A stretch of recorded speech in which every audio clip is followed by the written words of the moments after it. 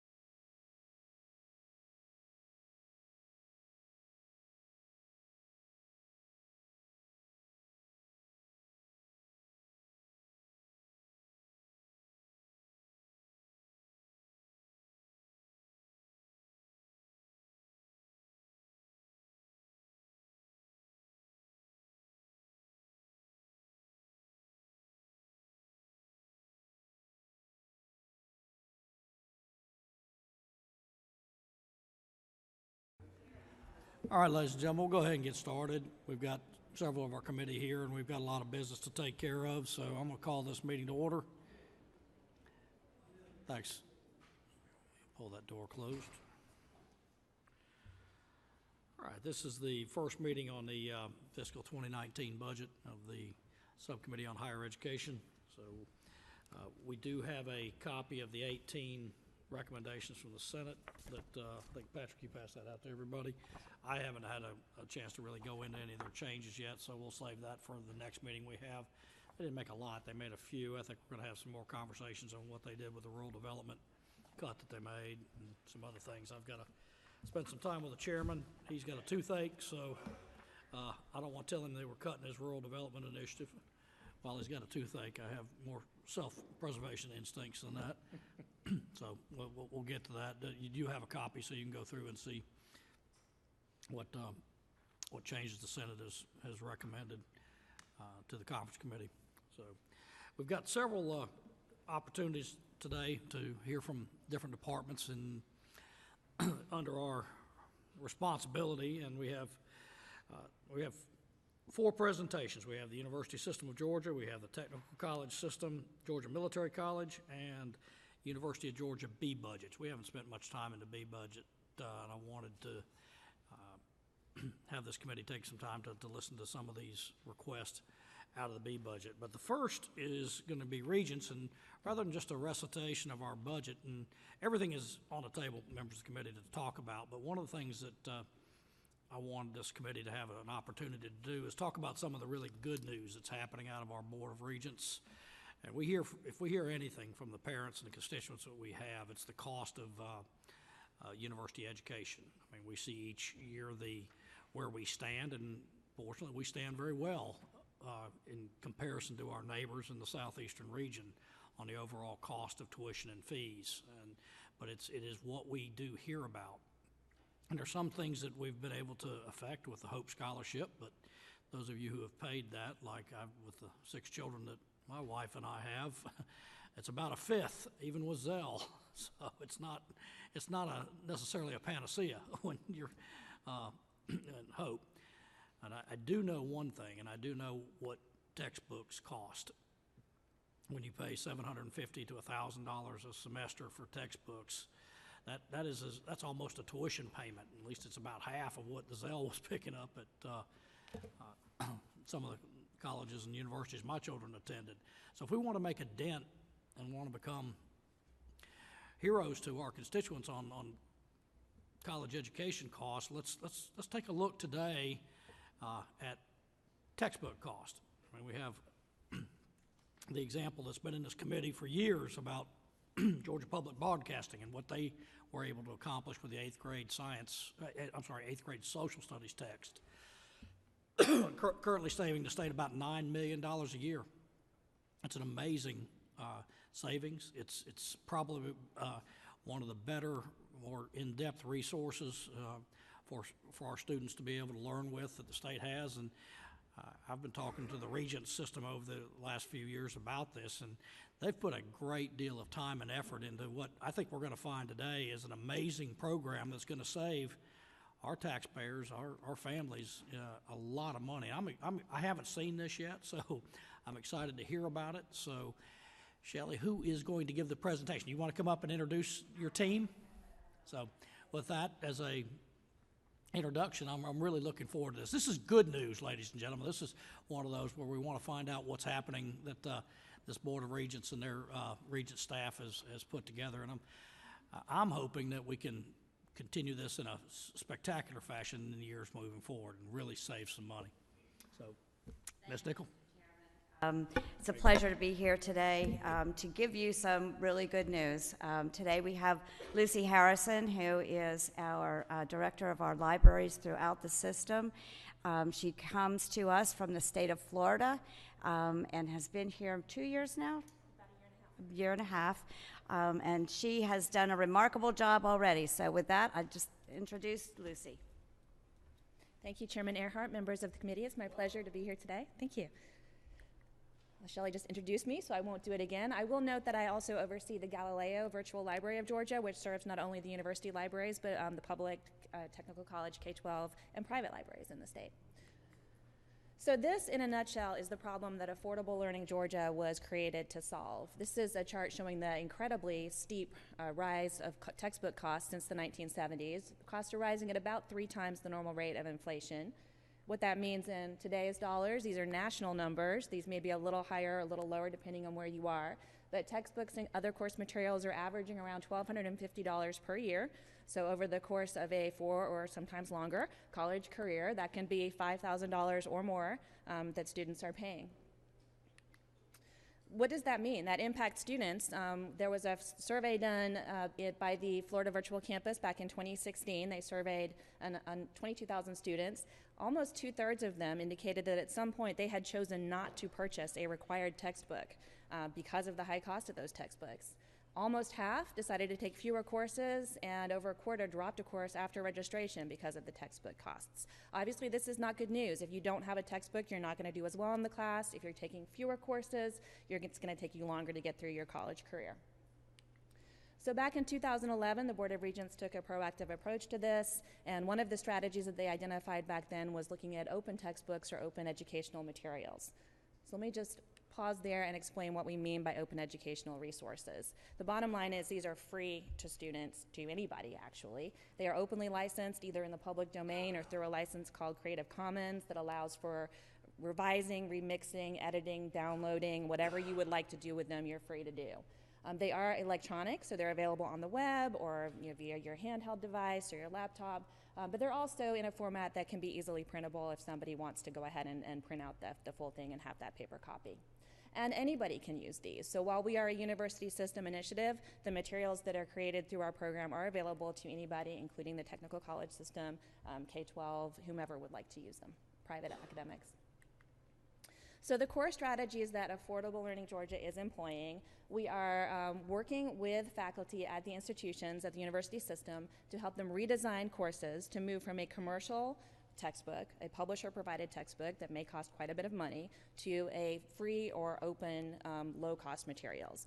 Ideally, these would be open, fully open materials, but also there are materials through the library sometimes that are free to the student that we encourage them to take advantage of.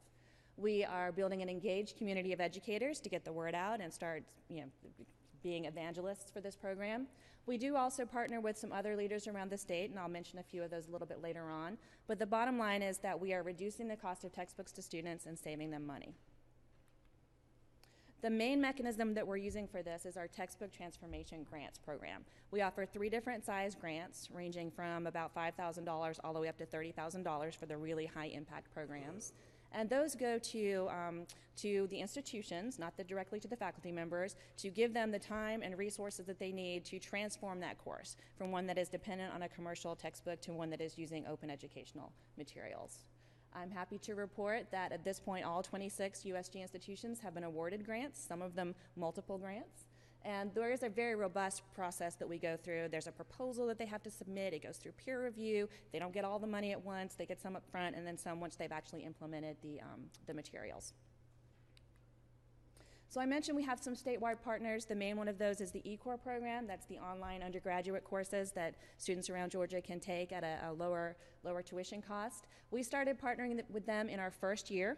We started in fiscal year 14-15, and as of this spring, eCore is now using open educational textbooks in all of their courses. So students who take eCore courses don't have to pay for textbooks. We're also partnering with Complete College Georgia and the Momentum Year that you may be hearing about, which is to encourage students to remove the barriers for them to participate, to focus in an academic area right off the bat, to take more classes, especially more relevant classes right up front. And of course, if you don't have to pay for those textbooks, you can do more of that. So the results, the bottom line, since we started, and we are in our 4th year right now, since we have started, all of our Affordable Learning Georgia programs, including eCore, have saved students over $31 million on textbook costs. We have impacted over 219,000 students, and the grant program alone that I mentioned, where we've awarded 175 grants so far, that grant program alone is expected to save $18 million a year. I will say these are fairly conservative numbers. As more of those grants roll into production and are adopted more places, then this number will increase. And as we give more grants, it will increase as well. So just to highlight a couple of success stories, Georgia State, our largest institution, This was a English Comp 1 and 2 project impacting about 5,500 students a year. They had 2 textbooks that were costing almost $200, moved to open textbooks, saving students over $1 million annually. But it's not just the largest institutions. Georgia Highlands College has been the recipient of a number of grants through us. This is an example of one. This was a biology course that they had a textbook transformation grant for. The previous book and lab manual were costing $360. So they moved again to open materials. Those 720 students don't have to pay for that any longer. And then we do have some collaborative projects too. So this is the Open Mathematics in Action project is 5 institutions collaborating together to transform their courses and create new materials. That's impacting almost 6,000 students annually and saving over almost $1.5 million a year. And I do want to point out that it's not just about the savings either. So there are some qualitative improvements as well. This is students' perceptions of those materials, of those open materials that they're using in their classes. 92% of them said that they felt very positively about it. Also, the student learning outcomes improve. So this has to do with typically course grades, but also in some cases test grades, where we see a 51% of students actually did better with an open educational text, and 41% at least did no worse than they did with a commercial textbook. So that's a 92% positive outcome in our opinion, given that they don't have to pay for the book any longer. Course retention also improves. Again, if you have the book on day one, which is a major benefit of having these open resources, they're available from the moment, actually even before you start class. Students are more likely to stick with those classes and do well on them. So again, we see almost half did better with the open educational materials when it came to drop, fail, or withdrawal rates, and 37 at least did the same as they had with a commercial textbook. One more thing I want to mention, starting in this year, we're going to be rolling out something for all of the USG institutions. We're going to be requiring them to have a prominent notice at the point of course registration. So at the point that a student selects a class, they're going to know if that class uses either no-cost materials or very low-cost, under $40 materials. And that will help them make a decision on how to spend their money, what courses to take. We're beta testing that this summer, planning to roll out statewide in the fall of 2018. And we think that will also give us some better insight into the adoption levels and the numbers so we can get some better data. So thank you for your support of Affordable Learning Georgia over the last 4 years and for your support of Galileo for the past 20 plus years, and I'm happy to take any questions. Thank you so much, Ms. Harrison. Can I stand up and cheer? Members of the committee, I'm certainly interested in questions, comments. I've got a few, if you don't mind. I'm thrilled with those numbers. They're farther than I thought you were even. I knew you were having success, but that's hundreds, that's millions to our students and parents. I guess it begs the question, did you give us a cost on how much the grants cost? How much money has been spent on grants to date so that they can get this done? So we're in our 4th year. Right now we're spending just under $1 million each year on the grants. So I would say, I'm going to look to Jeff here, about $4 million so far? About $1 million on the grants. So. Each year, yes. Okay, no, that's great. That kind of begs the question, what can we do to support that? Because the return on, the ROI on this is spectacular. I mean, I assume there's a lot more metrics that are available with respect to what you did previously in the old textbook publishing world, and the amount of cost and things that you had to do to get to that point. So anything we do here, though, is truly a savings, not an extra cost to our students. So it's something we ought to think about if we can supplement grants or that type of thing. I guess secondarily, what other barriers to this are there? I've had a lot of conversations around this issue with other presidents of universities and that kind of thing.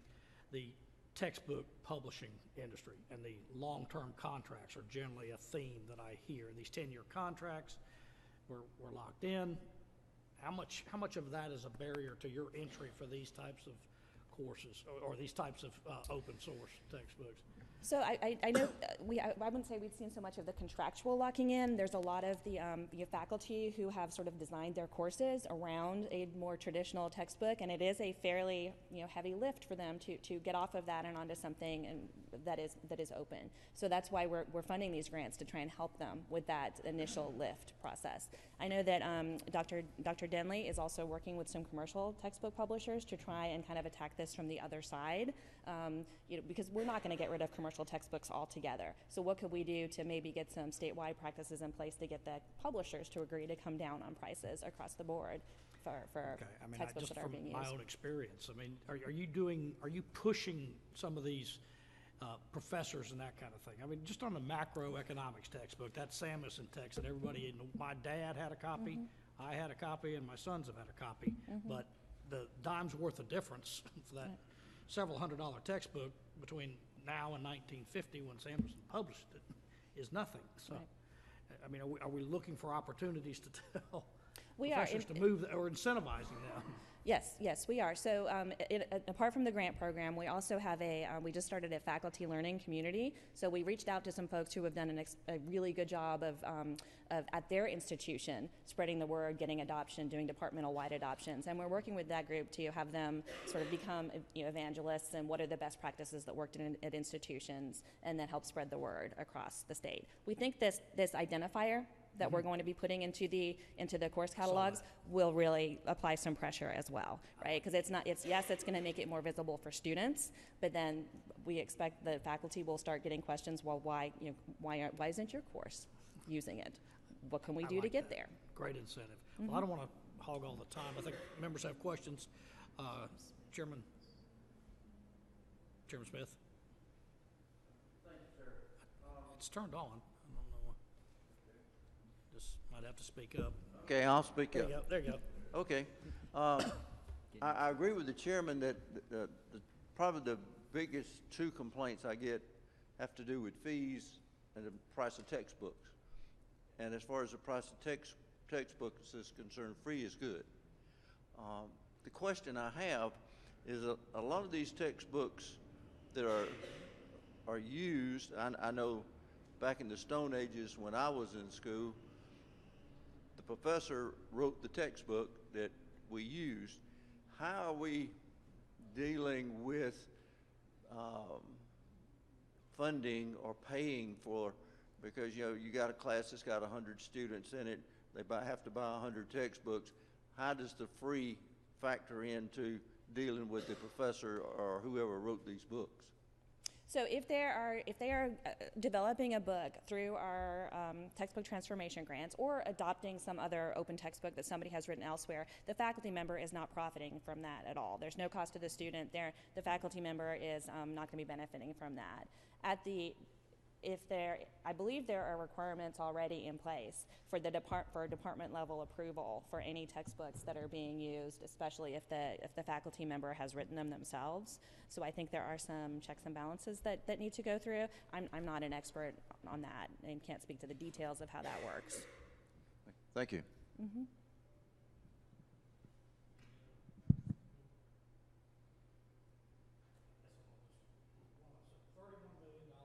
$31 million in savings, 219,343 students that have been affected. And if my math back of the envelope, if you're looking at an average of $8,000 per year in tuition across our institutions, and you're saving about $4,000 over that 4-year period, that's between 10 and 13% of the cost of their education that you've already saved just with this pilot program. Shelley's the numbers person. I'm doing that on the back of the envelope. So that's something that we should get out to. I'd love to get these copies to all of our members, not just the members of this committee. If I could get copies to, and I'll send it out under my. Certainly, we have a handout we could provide to you that gives that's just a one-page handout if you'd like to send that. This PowerPoint that I can send a letter to all of my colleagues in the House and the Senate, and to the members of the media who talk to our constituents. That's a 10% savings, and you're just getting started. We are just getting started, yes. It's pretty exciting stuff. Maybe this is usually pretty boring in here, but I mean, with 6 children, I get excited about a 10% savings per. So, anyone else? Well, I'm thrilled that you're not a University of Florida grad, are you? Perhaps. But I got here as soon as But I you're could, sir. transplant, so we're happy to have you in Georgia. Thank you very much. Thank you, Shelley.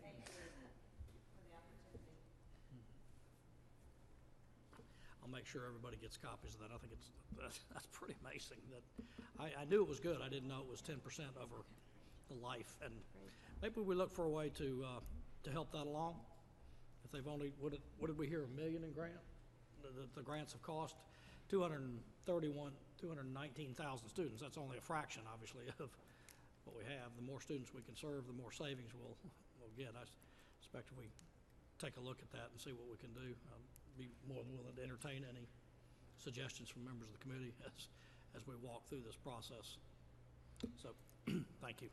All right, next on our agenda is Matt Arthur and Deputy Commissioner Martha Ann Todd, the Commissioner and the Deputy Commissioner of the Technical College System of Georgia. And I had asked Commissioner Arthur and Martha Ann to be here to talk about, as you know, we now have approximately $73 million or more pass-through dollars in our budget from the workforce development. It has been transferred, or if we pass the budgets, it is recommended by the governor's office that we transfer all of that from the Department of Economic Development to the Technical College System of Georgia. There's a significant amount of conversation that's been happening. Chairman Houston got into this locally over the last few years. I don't want to say that they thought I was meaner than Chairman Houston, but because I'm not.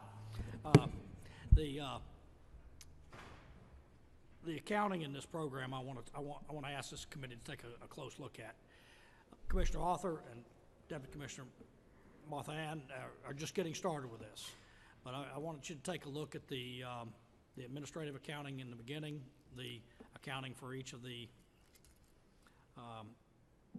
fiscal agents in the local areas, and I want us to look at the outcomes, because the idea about workforce development is to help people move from no job or training for a job to a job that supports themselves and their families. And I'm not convinced that we've done all we could here, to place that mildly. So they all have this copy of the administrative budget? Not yet. Not yet. Okay, well, I'm going to get you a copy of the administrative budget alone on this, and we'll please feel free to reach out and talk to Commissioner Arthur and his staff about that, because this is something that, if that's going to run through this committee, we're going to look at it with a real close lens, and this is too crucial to the people of the state who need this kind of retraining or this kind of workforce development assistance.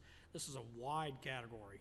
I want, as I told you earlier, I want to talk about how this can support our BRAC pushback efforts in this arena as well. So with that, again, Commissioner Arthur, I know you just got this program. There is no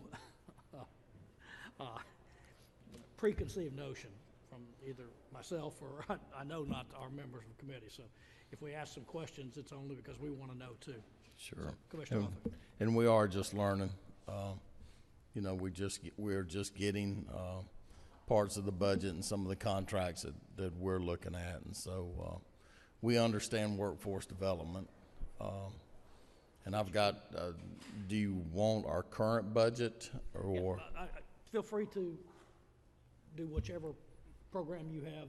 Okay. And you're ready to do, and then we can talk a little bit about in general terms about this workforce development. All right. You know, well, thank you, Chairman Earhart, and members for allowing us the opportunity to speak to you about workforce development and our budget recommendations for next year. What we've seen with our business community is, of course, the need to have that steady pipeline of workforce coming to them continually. So you have to have a developmental system that feeds into them, or else they're not going to be here. They can't compete anymore just locally. It's competing across the entire globe. And so they're a lot more strategic and they're a lot more nimble than they have been in the past as far as where they're going. And their number one priority is workforce, from getting the people that are interested in going to work and teaching them the skills that they have to go to work. And that is changing. We see it quarterly with the changes that have to take place with the skills that these new workers need. So workforce development, we are Georgia's primary resource for that. We do pride ourselves in being responsive, not just large businesses, but small business in the industry and the military across the state of Georgia. When we do that, we have a unified system where we provide technical ed, we provide adult ed, and economic development with all those, for all those companies. TCSG operates Georgia's Quick Start workforce training program. It has been the #1 customized training program in the country for the last 7 or 8 years, and it delivers free customized worker training. It's either on a college campus or it's on the company site, but this is, companies have to meet a certain criteria to get this, but Quick Start's been around since 1967, and they've trained about 1.25 million Georgians over the years, over about 6,900 projects.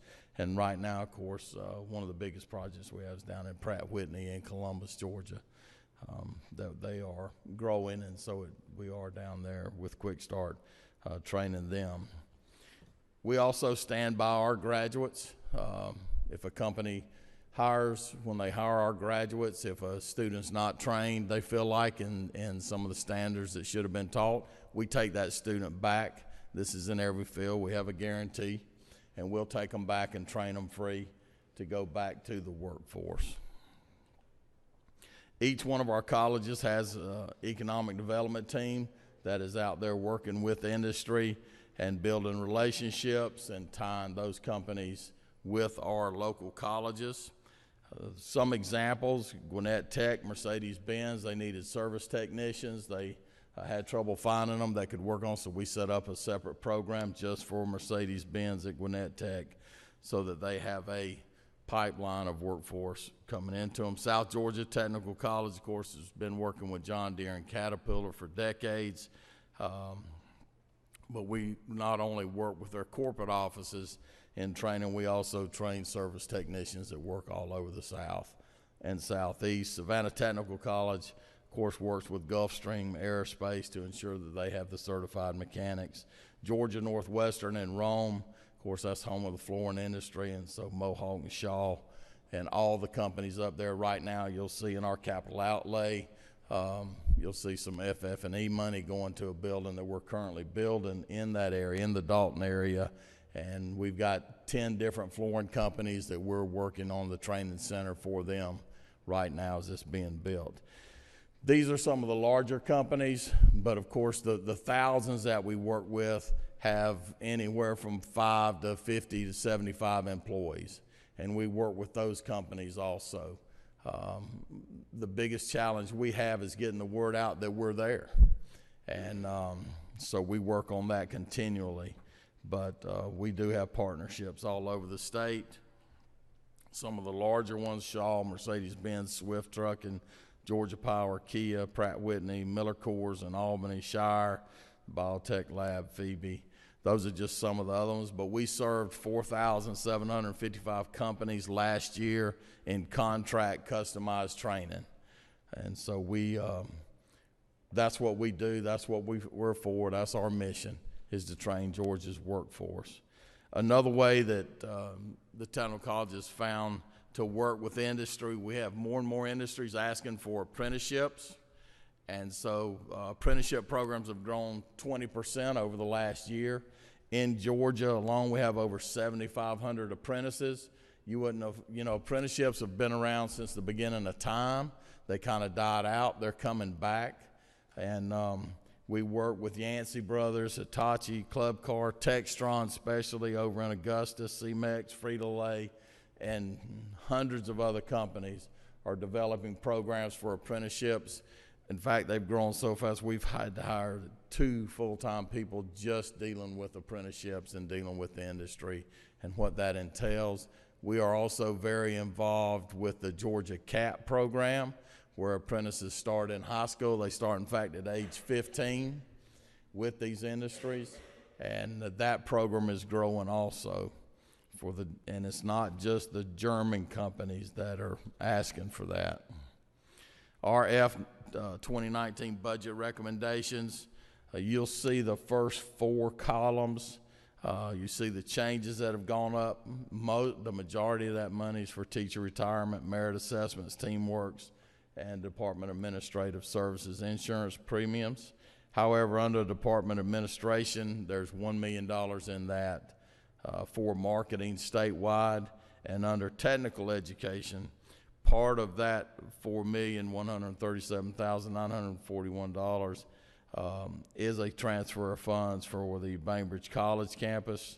$1,685,416 is for that transfer for the teaching program, and the rest of that money, of course, there's some also for formula growth in our system. The final program listed is called the Governor's Office of Workforce Development. This is new to us. This is $236,601, and this is for customized recruitment. It is working with the company on exactly what they're looking for and recruiting just for that company, which will go on across the state. This works hand in hand with the workforce development grant that Chairman Earhart was talking about. This gives these workers that are wanting to go to work but not sure where to go. It takes them from their doorstep to our courses to teach them the skills they need to that industry. And this helps in that. Our capital outlay recommendations, we've got MR&R money of $25 million, and of course as our buildings age and new roofs and new HVAC systems and new windows, this money is there for that purpose. Equipment refresh is a new category for us. In the past, it's been called obsolete equipment, and it's been called world-class labs. This money makes up both those categories, and it is for replacing obsolete equipment to make sure that we have exactly what industry has, and it's also to provide for new labs to make sure we have what industry needs us to have to train the next workforce. Georgia Northwestern has $4,065,000 for FF&E. That is furniture, fixtures, and equipment on a building they're currently building that was approved last year. And then Ogeechee has $1,675,000 for FF&E. We have 2 new buildings we're recommended. One's at Coastal Pines at the Camden County campus. And of course, that's to handle the workforce that we're training from Kings Bay. And that building's $17,795,000. And then Chattahoochee Technical College, a new health science building, which is of course our largest program across the state, and it's growing at Chattahoochee for $23,525,000. West Georgia Technical College we are looking at building a building and moving that way, and there's $4 million allocated for it for property acquisition, planning, and design for a new Carroll County campus. Their campus was built in the 1950s, and it's almost to the point where we're teaching diesel mechanics out in the yard under a shade tree because the roof is just not tall enough to do it. And also we have a small cap at Chattahoochee Tech for design, construction, and equipment for a new center for advanced manufacturing and emerging technologies at $8,905,000. So we have a total of $95,270,000 in our capital outlay recommendation. And we are to talk about workforce development and the grant. We have hired Dr. Jodan Banker, who has been our executive director of technical ed, and he has worked in economic development. He has worked at the school colleges, and he has been our prime source for all of our programs for years. He is going to head this program up, and Martha Ann Todd we'll head that program up moving forward to us, that hopefully if it goes through, we'll get July 1st. But what we feel like that'll do is the state will really put a straight line from people that want a job and that need a job into the workforce. And so we are just digging into the budgets and the personnel. We've started meeting with the personnel over there and trying to get ready for that move. And we are digging into every contract that they have also to take a look at where the money has been spent and moving forward. So I'll entertain questions. Appreciate that presentation, Commissioner. Members of the committee. Vice Chairman, let's see if I can get that right. You're 85, I think. Try that. Nope. No. Go ahead. Commissioner, I know you mentioned how many contract hours that y'all are doing system-wide. Is there a dollar value? Did you mention that? No, I Associated didn't. with it? No, I didn't Okay. mention dollar I was value. just curious. You can get it to us It's later. over, I'll get it to you. It's over 1.2 million hours for contract.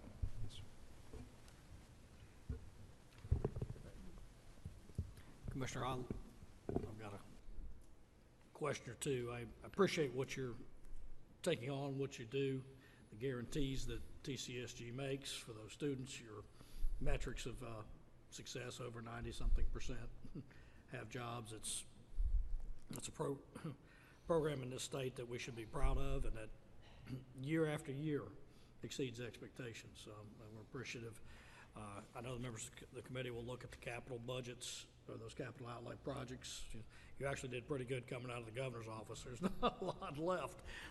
As a percentage, I'd say they did probably better than most. But I'm looking forward to your analysis, Martha Ann, of the workforce development.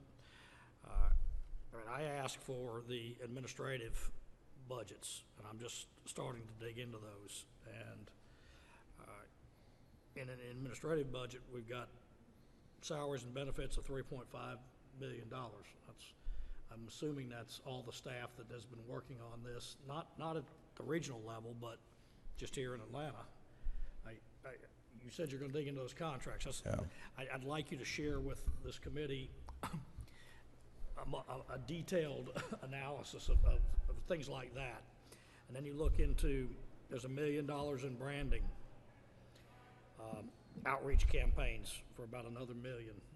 I really want to see these metrics, and I suspect members of this committee will as well. And then in the administrative category, we have all of these project funds, like there's something called LWDA 1816, OJT. I assume that means on-the-job training projects, $775,000.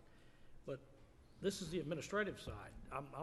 The way I read this is for administrators to administer.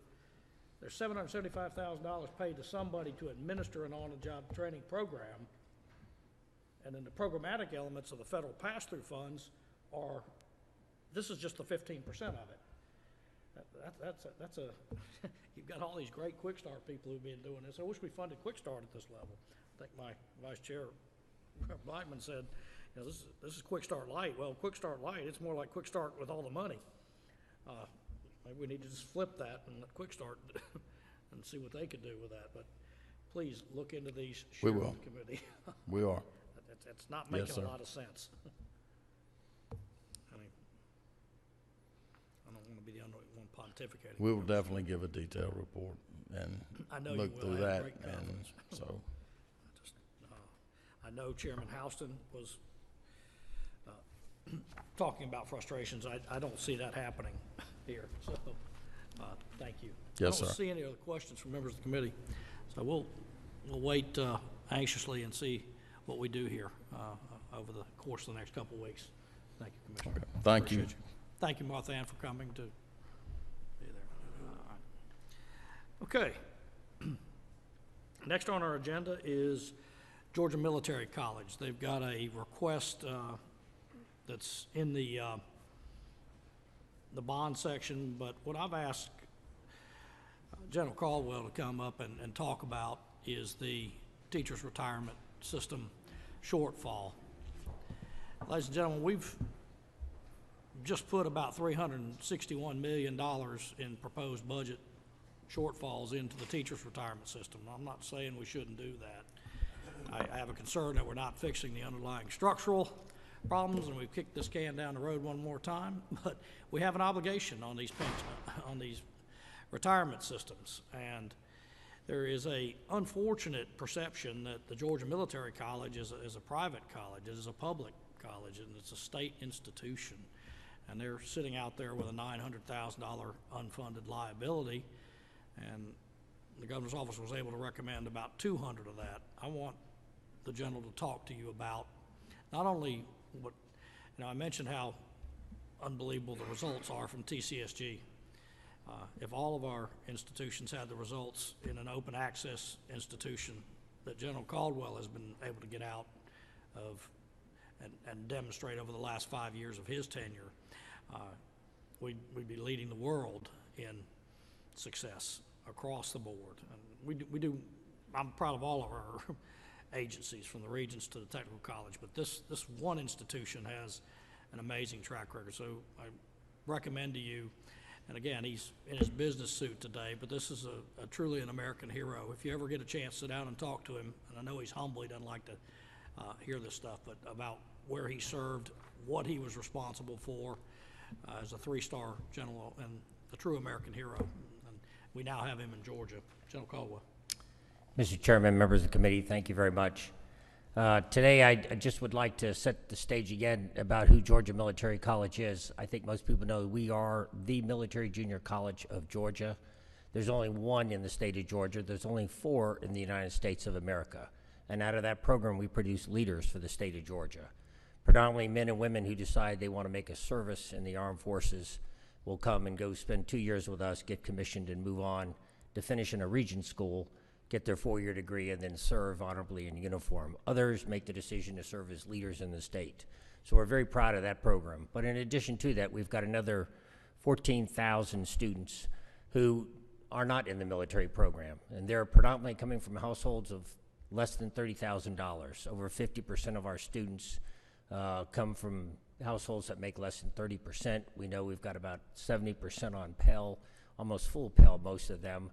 We know, too, that we're a predominantly minority institution, a PBI, predominantly black institution, servicing the state of Georgia. We are not a work-ready force school. That's not what we do. The tech school does that. They do an incredible job at doing that, and we would never even attempt to do what they're doing so well. Our job is to do college-ready. Our job is to take young men and women and non-traditional students who have that desire to go to a regent school, to get that 4-year degree, but can't get in. They can't make the entrance requirements. And thankfully, through the great cooperation and teamwork with the Regent system here, we're able to get a lot of those names and work with them and provide them that opportunity to come and go to school with us for 2 years, to learn how to accept responsibility, to learn work habits and study habits, and to prove that they can, in fact, master college-level courses and then matriculate into a Regent school. We did that and have for the last 5 years I've been there at about 70% of our graduates every year moving on to a Regent's institution, the others to some private schools here in the state of Georgia. Others elect to go just back to work, but vast majority go into a Regent school. So that's who we are. The challenge we have, Mr. Chairman, is in the 5 years I've been there, is we've watched the percentage of TRS requirement move up from about 11% now. This summer we'll go up to almost 21%. We are not reimbursed or have an offset from the state like the other public institutions do. Ours is at about a 10% offset.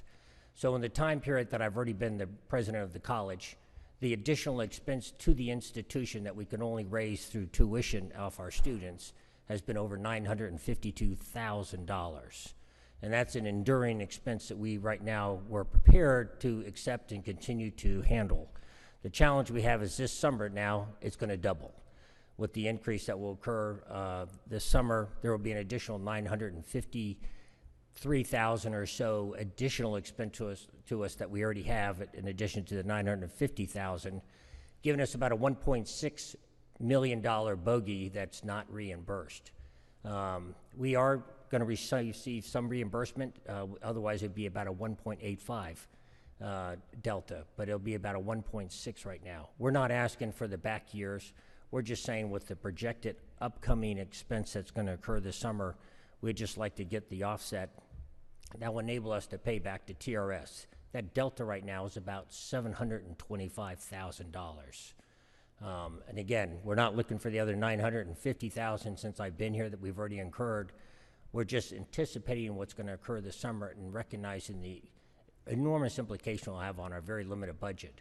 If you look, you'll see that in our budget, 48% of that goes to the 6th through 12th grade that we have that's associated with our main campus in Milledgeville, a very high-performing, prestigious, college-ready bound kind of school that has a great diversity within it, a wonderful diversity, where we train and educate young men and women to prepare them for college. The other 52% goes to the college. That gives us about $3.5 million to operate an entire institution of about just over 14,300 unduplicated headcount students in the college. And so we're just looking still, Mr. Chairman, for some relief or assistance there with the TRS portion, the unfunded mandate that was going to really help our faculty and staff that work real diligently every day to help these men and women across Georgia.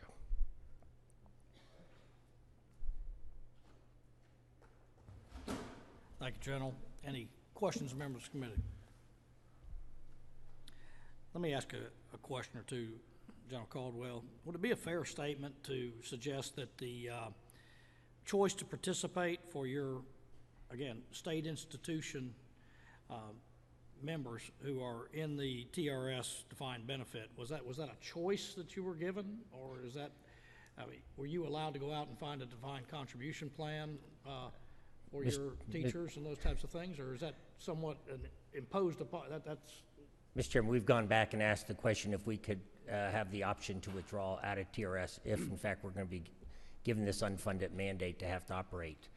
Because what will occur with time, we literally will be, I'm not quite sure how, if this kind of continual growth occurs in TRS without some sort of offset, how we can continue to provide an affordable and accessible education to the students we do in the state of Georgia. I mean, we pride ourselves on the fact that we're holding tuition fixed over many years across most of our campuses, and the last thing I want to do is have to walk back and ask our students to pay for the retirement program for our fast staff and faculty at those campuses. Okay. Members of the committee, I think that's fairly self-explanatory. They are a state institution where they're kind of standing out there on their own. We're making up the unfunded liabilities in every other area of our state budget, and we're going to leave out a institution that, unless we fully fund that has the success that they do. So you'll probably see a recommendation, at least from me, at the will of this committee to make up that differential. That's just, I don't find it acceptable that these are state employees that you pay. They are, yes, sir. And I don't see a distinction between the teachers who teach for you and the teachers who teach in our other institutions whose retirement that we're shoring up. Now, whether or not we ever get around to fixing the structural problems that are unsustainable, period, in our entire pension systems with our unfunded liabilities, that's a different committee's job, and this whole General Assembly better get a handle on that soon, or we're going to have a lot worse problems than just one institution and everything else. I mean, the Regents was allowed to go to a defined contribution plan in years past, and that seems to have worked out well. But members of the committee, any further questions for General Caldwell? Any comments about that? General, thank you for taking the time with us today, and we look forward to continuing this conversation. Well, Mr. Chairman, members of the committee, thank you very much for your time. Thank you. All right, our last presentation, and then we can open it up a little bit from members here on the committee to talk about anything you want. I'll give you some idea of some of the requests that I've had after these presentations, and then we can talk about any of those or anything you may have. I continue to, just FYI, I continue to get the letters and the cards on the capital outlay budget, so continue to send those to me. The chairman and I sit down regularly and talk about those, so make sure you talk to him. All right, the next is, as you all know, we have the General Regents budget, which is purely a lump sum appropriation to the regions based on the constitutional nature of what we have. But over the years, there's grown a specific budget, euphemistically called the B budget, where we directly appropriate the programs to university system units. And I asked Mr. Toby Carr at the University of Georgia, because most of those are housed there, to set up some of these individuals in the B unit. We fund them every year. They're important programs for Georgia. I wanted you to hear from the deans of those departments to talk about what it is we're putting the money towards. So, Mr. Carr, if you'll come up and introduce your presentation or your presenters. The Regents did tell me they didn't want you to come up here. Well, Mr. Chairman, thank you for very much, and the members of the committee for giving UGA the opportunity to present the B unit requests for fiscal year 2019. Just looking out over this group, I see a lot of red in the crowd, and I know that has nothing to do with the day that it is. It has to do with the strong support for this UGA presentation that we're about to give. Just a strong support and team spirit in the university community, Mr. Chairman. Today you'll hear from representatives from each of those units in the order that they appear in the House Budget Tracking document. We have Laura Perry Johnson, our Associate Dean for Extension from the College of Agricultural and Environmental Sciences. We have Dean Dale Green from the Warnell School of Forest Resources. I'll present on behalf of the Skidaway Institute of Oceanography. Dean Lisa Nolan will present from College of Veterinary Medicine, along with two other associates she's brought with her. And at this time, we'll now invite Dr. Laura Perry Johnson to present the Ag B budget requests.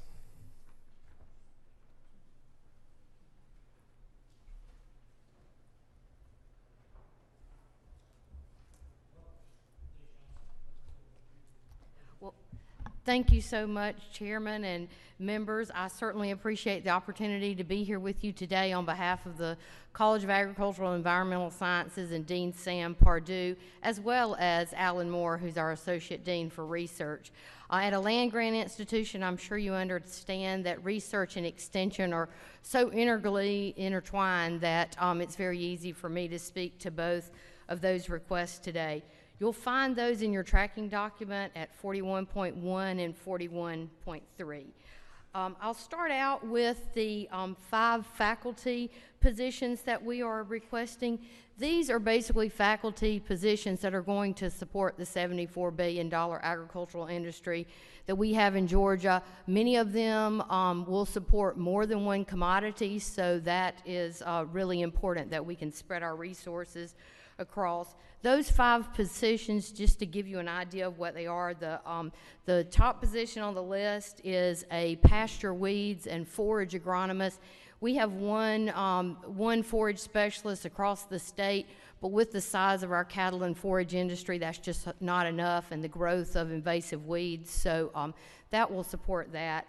The next position is a fully 100% research position that will support a position in peanut genomics that will help us to continue to enhance that industry. The next one is a soil nutritionist, and this is somebody that would help us across the board. We really do not have the depth and power in soil science and soil nutrition that we need to maximize the genetic potential and the improved varieties, and this should allow us to enhance many commodities.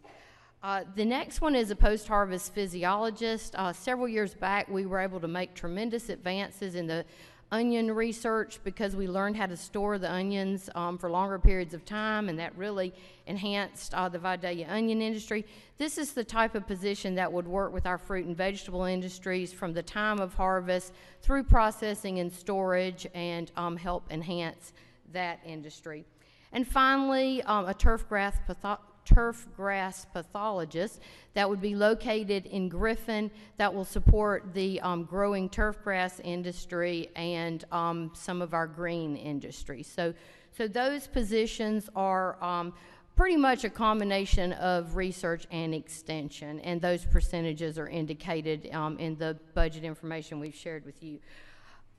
On the extension side of things, for what we call county operations, which is cooperative extension out there in the counties across the state, we have been very, very appreciative and very thankful for the support over the last few years that have allowed us to add some extension agent positions. What we are requesting this year is 12 extension educator positions. These are bachelor level positions that could go anywhere in the state, and they could be in program areas of ag, family, consumer sciences, or 4-H. So they would allow us to extend that research-based information throughout the state in a variety of areas and really increase the capacity of the personnel that we currently have there. I do want to note that we are very appreciative for the funding for white file research that showed up in the budget. This is a direct response to the industry who really wishes we could solve this problem and solve it very quickly. We've gotten a lot of support from our commodity organizations, both in-state and nationally, that gave us some seed money to get started from that. Our federal funds, while they're only about 10% of our budget, they allow us to have some capacity to turn some of our researchers and extension specialists and redirect their efforts immediately. And we've done this, so we're working very hard to solve this problem, but it is not a small problem. The warm winters have really exacerbated the problem and the growth in the vegetable industry, which gives these pests what you call a green bridge to go from season to season, really has been problematic. We're very thankful for the cold weather and hope that continues to help us on that side of things. So I'll stop there. Might be a little more information that you want to know about some of these agricultural issues, but I'd be delighted to answer any questions. Dean, that's exactly what I wanted you to do, and I'm very appreciative. That's the kind of detail I want to see this committee have. So, members of the committee, I see my colleague in higher ed, Chairman Jaspers, has joined us, and he has a question, so I'm going to go to him. Thank you, Mr. Chairman. Sorry I was late. We're making sure we had good roads to all these higher ed facilities across the state of Georgia in the DOT elections. It's good to hear. But ma'am, yes, I've got just a question on the 12 extension agent positions. You know, of course, I'm one of you and in the past, and how are we maximizing, the state dollars and county dollars and other shared positions? What's the level that counties put into one of these positions now to get these dollars as far as they can go? Well, thank you so much for asking that question. We do our dead level best to leverage every state and federal dollar we can with as many county dollars as we can. There are some states across the nation that have gone to kind of a formula type fund. If we did that in Georgia, that wouldn't be very helpful to us, because we've got counties that can afford to put in more resources, and they're willing to, because maybe they want 2 ag agents or they might want 2 4-H agents. And so right now in extension, our budget is about 28% county funded. It's a little over a third state funding and about 10% federal funds. So that ability to leverage all different sources of funds, in addition to grant and generated funds like we could make at some of our 4-H facilities and things like that, allow us to really diversify our sources of funding and be able to really have way more capacity than we would have without that. If I may, Mr. Chairman, and I know there's questions I get from time to time about the process in which we place priority on those 12 positions. So can you kind of just give us a little insight into how you go about doing that now? That, I tell people that there's a little bit of an art to that and a little bit of a science, because you have to weigh your resources with the need of the communities, also with their ability to put in resources. So there are times when, for the greater good, we need to fund a higher percentage of a position with, say, state or federal funds, because that community's not able to do that. There are other times, a lot of our metro communities, they put in much larger dollar amounts because they have much larger budgets. But if you look at contribution per citizen, obviously our small counties are way up at the top of that list. One of the counties that lost service over the bad recession times was Tolliver County, a really small county with not a lot of resources. We just got a Center for Disease Control grant last year in conjunction with Public Health at the University of Georgia and Family and Consumer Science. That allowed us to add 2 positions, one in Calhoun County and one in Tolliver County. So that's the type of thing we're trying to do to leverage, you know, the resources we have to put service where it needs to go.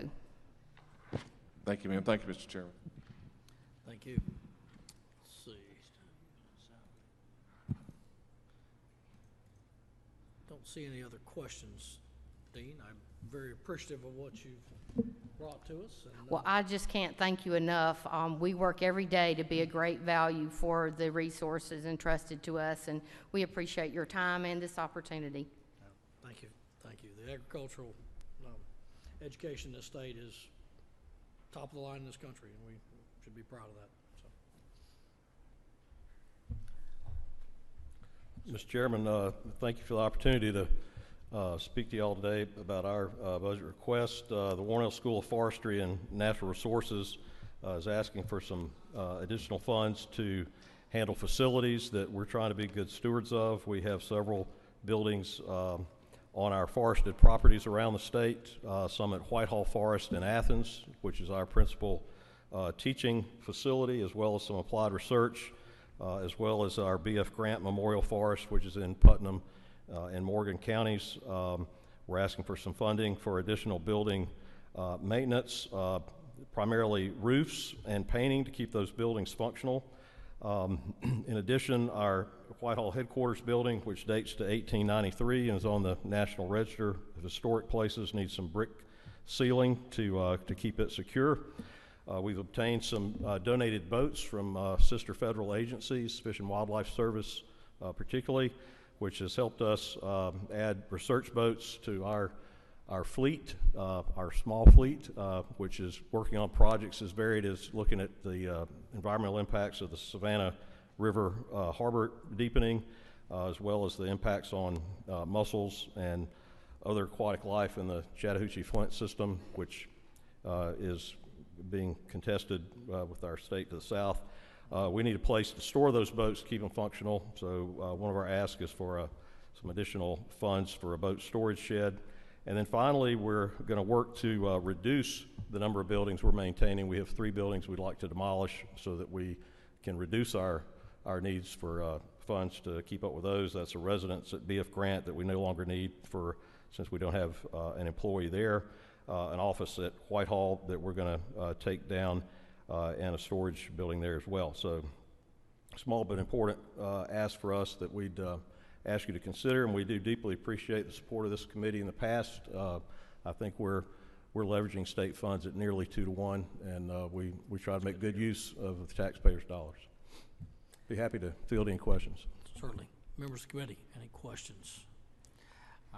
I'm personally very appreciative of everything you're doing. Again, members of the committee, these are direct funds that, unlike the others, we get to take a hand in, and I'm interested in highlighting these because, especially some of these out of these departments, because of the work they've done. You see these in the B budget every year, and we generally don't talk about them. I know Toby does a great job of getting around to most of you and letting you see them, but it's kind of glossed over, and it gets lost in the bigger budget. And it just in that 3 minutes, you find out all of the things that are happening in that we don't always hear about.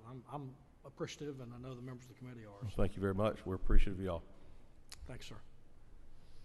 Who's next, Toby? Skidaway Institute, I'll present for them. Go ahead. A quick note on the forestry presentation, because there's 2 units under forestry. I believe, and the dean can correct me if I'm wrong, I believe the request he made would fall under 41.6 in your tracking document, forestry research, as opposed to the extension spot.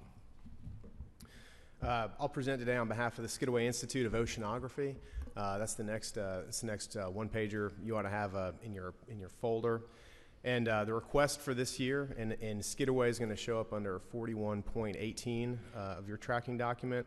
is a recurring annual request of $114,400 to support 10 days on the research vessel Savannah, which is the most capable platform for conducting oceanographic research and educational activities within the Southeast.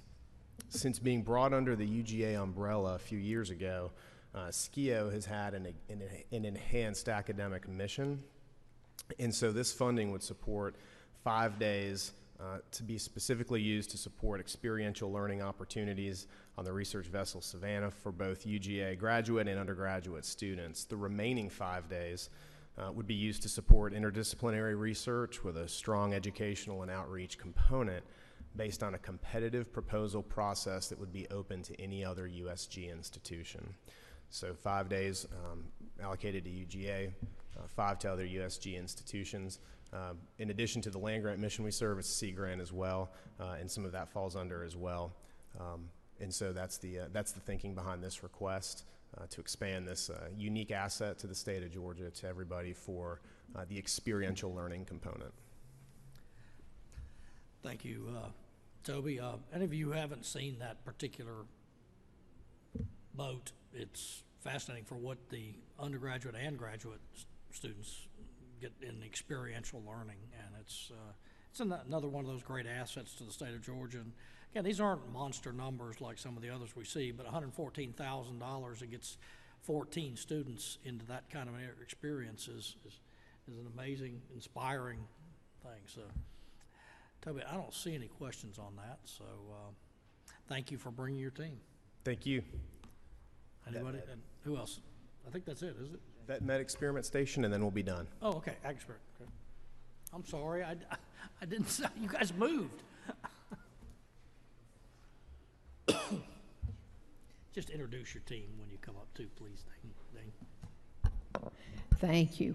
We appreciate the opportunity to speak to you today about the B budget request from the University of Georgia's College of Veterinary Medicine. First, we respectfully request the money needed to fully fund 2 food animal veterinarians for Tifton and Athens and 2 staff for the Poultry Diagnostic and Research Center.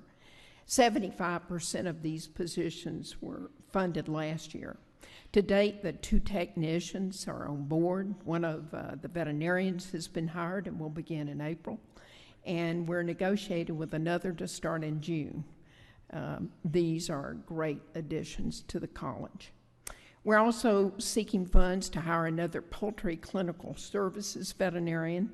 We currently have 3, which is just not enough to keep up with the increasing demands for surveillance, disease surveillance in the state, especially for surveillance for highly pathogenic avian influenza. Not only that, but our veterinarians must juggle their surveillance demands with the help they need to give producers trying to deal with the demands of the veterinary feed directive.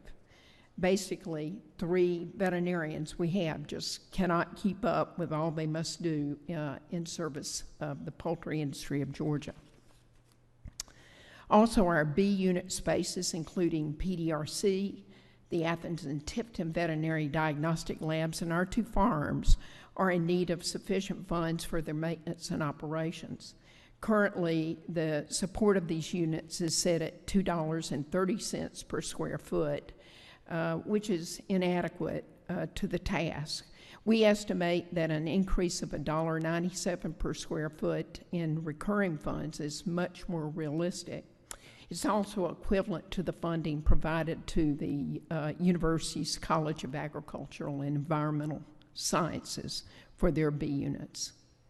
We're also seeking to better serve rural Georgia and the livestock producers by construction of a food animal hauling facility in Tifton.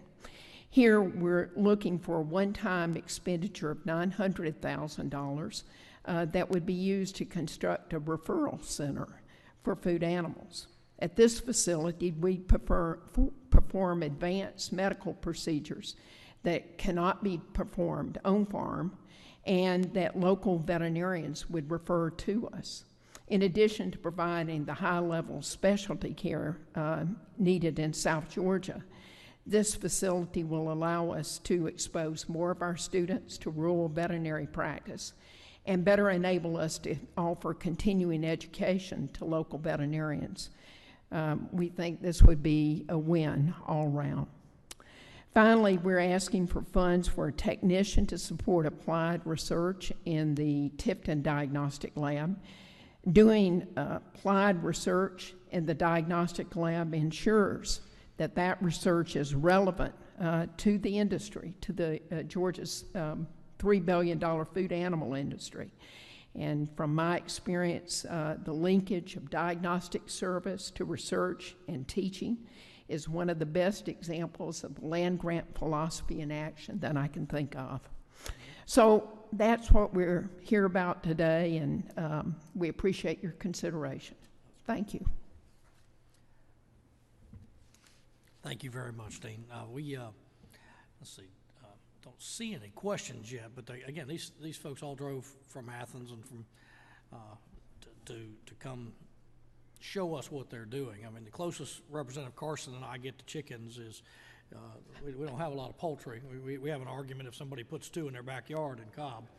But Chairman Jaspers is a little closer to the poultry industry in Georgia, and no, we do understand the economic development potential and the of our agricultural and extension industries in this state. Thank you. We're appreciative of what you and your team and the rest of the folks do. So we're looking forward to.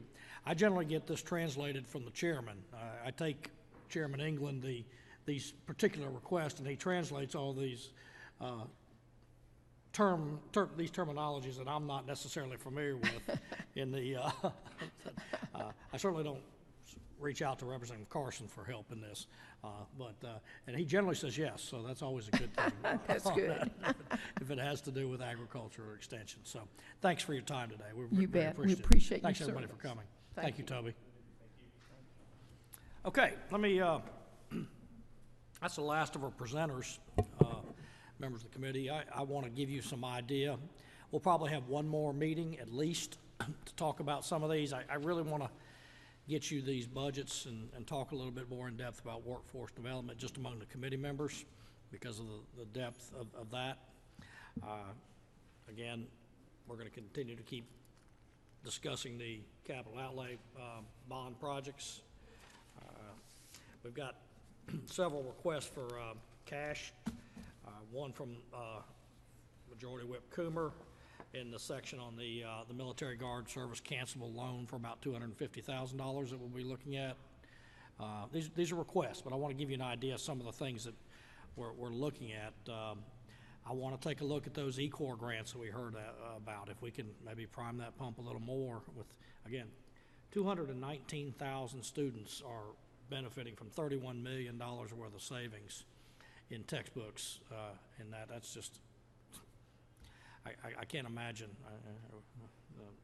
the benefit to those individual families on that, $4,000 over the period of 4 years. That's a lot. So let's look at those. I've got another request for that we generally put a small amount into the Georgia Youth Science and Technology Center. That's the group that trains teachers. It's housed at KSU, but it trains the STEM teachers from all over the state. It reaches every single corner to train and incentivize and get teachers who will teach science and math in places in Georgia where it's just not an easy place to get that kind of teacher. So that we get a lot of bang for their buck. We've funded it over the last 4 or 5 years at that amount, so that's another request. I want us to look very carefully at General Caldwell's request. I just don't find it acceptable that a state institution's teachers are not treated the same with respect to retirement. They're paid by the state. We're picking up everybody else's unfunded pension liability. I wouldn't want to sit a teacher from the TRS funded group here and another from GMC paid by the same state and say, why aren't you? I think that's the way we ought to look at that. Unless somebody can convince me differently, that's not a just balance of our funding. So take a look at that. There's about $3 million in the request from those B budgets that you just heard from. and I'll be taking those again to Chairman England. So he has a particular interest in those requests each year. So we have a request from the private colleges to take a serious look at the tuition equalization grant. I think we took $50 last year. They'd like us to take a serious look at the replacing that $50, Dr. Baxter, if I've characterized that correctly. We've got the library request and the capital budgets. I'm going to ask you to probably put School of Public and International Affairs as a yes in just some language to allow the regents to put funding into that. Our public administration, education here in this state is important so that we have people who can work in administrative agencies, who can graduate and go on to either Washington or here as elected officials or as administrative officials. We need to be very cognizant that we need to run our agencies well, and I don't want them getting educated here in Georgia and then moving to Boston to work in public administration, or having to rely on somebody who was trained in Boston necessarily to run our public administration. So I'll place that request in front of you. Let's see, what else did I have? I was trying to list those. That's about the request I've had on the cash side of the budget as well. So if you'll all take a look at all those different, if you have other requests, if you've heard anything, you've got all the you've got your tracking sheets for the 19 budget. We'll get back together, and maybe at the next meeting we'll talk in just general terms about the changes the Senate made and the 18 amended. And we'll also begin to work through some of these. But take a look at that workforce development, if you would, for me, please. I'll make sure I get that to you. Oh, and I did not want to just go right over. Our student finance is here, and they are interim. Miss Kaylee Noggle sat through the entire presentation of everybody else. I hate to always treat you guys like the stepchild, but you do such a great job, and I don't need a lot of it from. Okay. Do remember that the Student Finance Agency is under our purview as well, and she's doing a great job in her role. So I think you probably heard the original budget presentation. There's just not a lot of work that's happening in that from our perspective this year. There's always a lot of work in that agency. So, but they always do it so well. And if you don't hear about it, sometimes it's a good thing. All right. Any questions of me? I got you out of here 30 minutes earlier than the 2 hours we scheduled for the meeting. So I will let you know as soon as I've found out from Chairman England what the next round of these hearings will be. And then next one, we'll probably have some in-depth discussion, but we'll probably be asked to push out the 19 budget during that one as well. So come ready for that. All right, ladies and gentlemen, thank you for taking the time this afternoon. I think you saw some really interesting things, particularly the textbook. Tell everybody about that. That's a pretty neat thing. So thanks for coming, and have a good afternoon. Meeting adjourned.